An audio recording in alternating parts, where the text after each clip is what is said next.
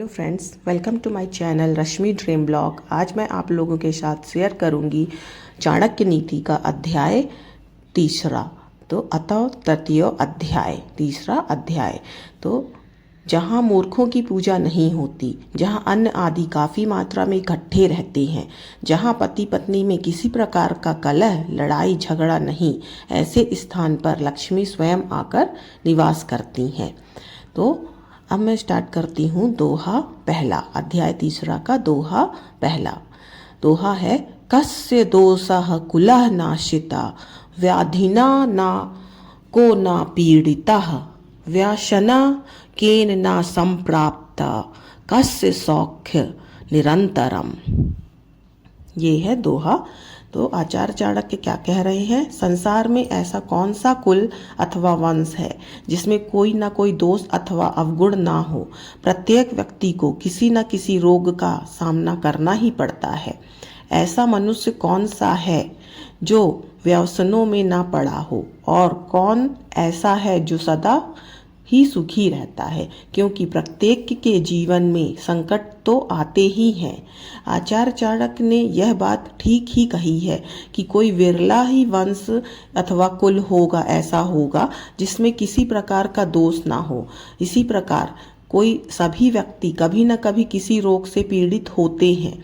जो मनुष्य किसी बुरी लत में पड़ जाता है अथवा जिसे पूरे काम करने की आदत पड़ जाती है, उसे भी दुख उठाने पड़ते हैं। संसार में ऐसा कोई व्यक्ति नहीं है जिसे सदा सुख ही मिलता रहा हो और संकटों ने उसे कभी ना घेरा हो। अर्थात कोई मनुष्य पूर्ण नहीं है, कोई ना कोई दुख सभी को लगा ही हुआ है। ये है दोहा पहला। अब मैं सेकंड करूंगी दोहा दूसरा। दूसरा दोहा है, आचारः कुलमाख्याति देशमाख्याति भाषणम संभ्रमः स्नेहमाख्याति वपुरामाख्याति भोजनम। तो ये था दोहा दूसरा।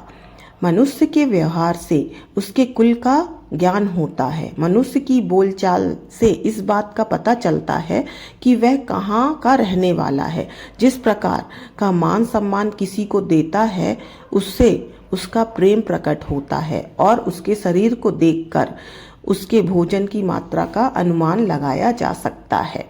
मनुष्य जिस प्रकार का व्यवहार करता है, उससे उसके कुल का ज्ञान भली प्रकार हो जाता है। इसी प्रकार मनुष्य की भाषा और बोलचाल से उसके देश प्रदेश अथवा रहने के स्थान का पता चलता है।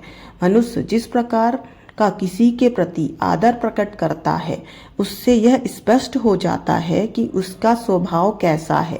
इसी प्रकार उसके शरीर की बनावट देखकर उसके खाने की मात्रा का अनुमान होता है।